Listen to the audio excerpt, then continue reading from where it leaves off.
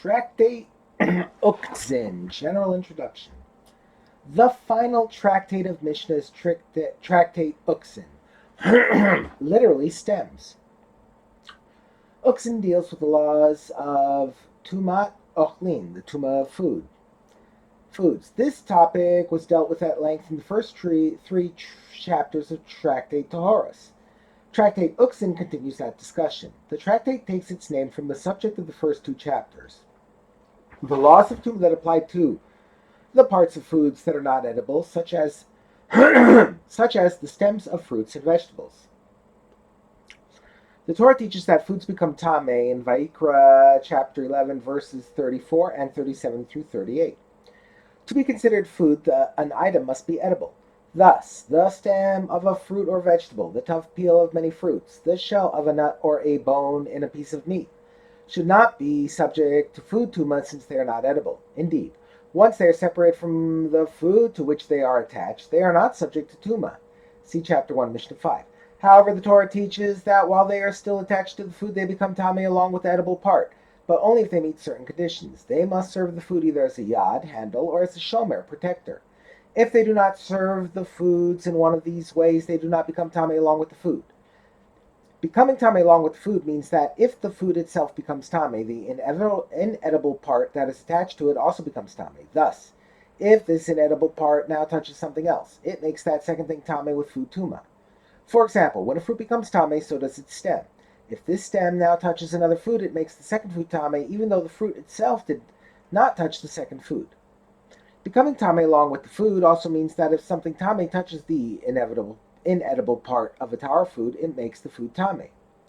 For example, if something tameh touches just the stem of a fruit that is tahor, the fruit becomes tameh, even though the tuma never touched the fruit itself, since the inedible part, the stem, peel, shell, or bone, is considered part of the food in regard to tuma. Touching the inedible part is the same as touching the edible part. Yad and shomer.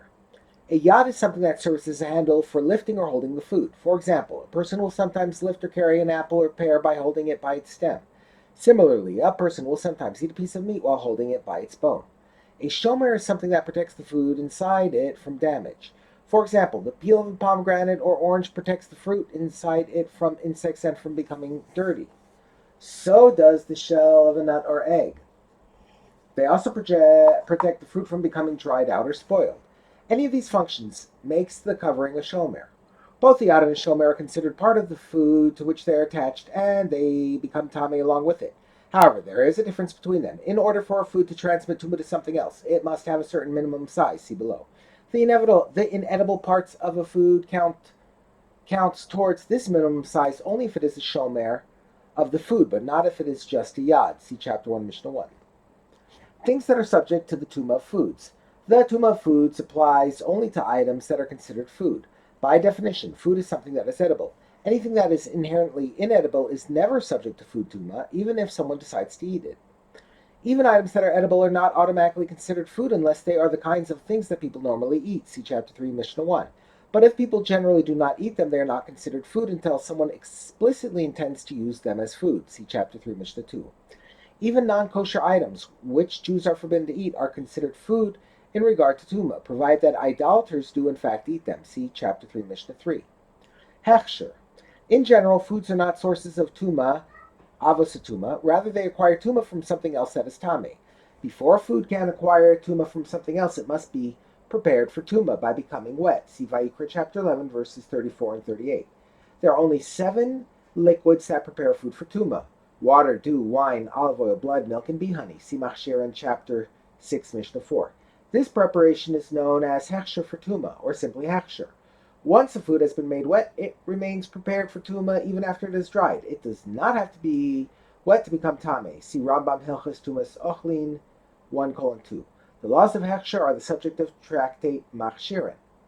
The hechsher requirement applies only to foods that start off being tahor. However, there are certain types of food that are inherently tameh.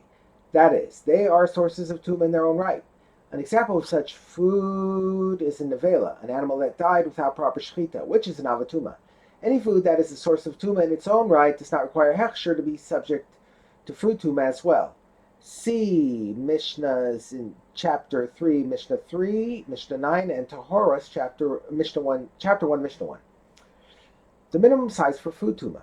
Food that is tame cannot make people or utensils tame. It can only make other foods or liquids tame. See Nida 7b. Under biblical law, food cannot even make other food tame. It can only make liquids tame. See Psachim 14a. However, the rabbis decreed that tame foods transmit tuma to other foods. In order for tame food to transmit tuma to another food or liquid, it must be at least the size of an egg, kabetza, i.e. its volume must be equal to that of an average-sized chicken egg. See Taurus chapter 1, Mishnah 1. However, even food less than the size of an egg can become tame. The final tractate of Mishnah. Rambam writes in the introduction to his commentary on the Mishnah that Uktzin was placed at the very end of Seder Tahoros because almost all its rulings are derived from reasoning and analysis, rather than from explicit scriptural sources. There is some question, though, whether Uktzin is really the final tractate of Seder Tahoros. In the standard versions of the Mishnah, which are based on the order given by Rambam in his introduction, Uktzin is indeed the last tractate. This is supported by the fact that the final Mishnah, chapter 3, Mishnah 12, discusses two Agadaic themes that are entirely unrelated to the subject matter of Uktzin: the great reward that awaits the righteous in the world to come, and the supreme value of peace. The commenters explain that this Mishnah was added at the end of the tractate because Uktzin is the final tractate of all of Mishnah, and it is fitting for Mishnah to conclude on an inspiring note. See our commentary there. However, Rash, in his brief introduction to Tractate Tahoros, writes that Tractate Tahoros, which in the standard numbering is the fifth in Seder Tahoros, properly belongs after Tractate Uktzin, since it elaborates upon laws mentioned in the last chapter of Uktzin. Rabbeinu Gershom seems to have had a version of Mishnah in which Tractate Tahoros not only follows Uktzin, but is actually part of Uktzin. See his comments to Bechoros 10a, where he refers to the first Mishnah in Tahoros as being Tractate Uktzin. From the Gemara in Horayos 13b, it is evident that Uktzin was not studied as regularly as other tractates. Moreover, the Gemara in Bechoros 20a describes Uktzin as being a particularly difficult tractate to understand. In the last 900 years, we have merited to see the commentaries of a number of great Rishonim and Achronim to this tractate, which have made it possible for us to study Uktzin with at least some level of understanding. It is therefore with much thankfulness to Hashem that we present our commentary to Uktzin, the final tractate of Mishnah. With this, we conclude our commentary to the entire Mishnah and express our deep gratitude to He who gave us His holy Torah and enabled us to study it. May He bless all who study it and all who worked on it with many more opportunities to open our eyes and see the wonders of His Torah. See Tehillim, chapter 119, verse 18.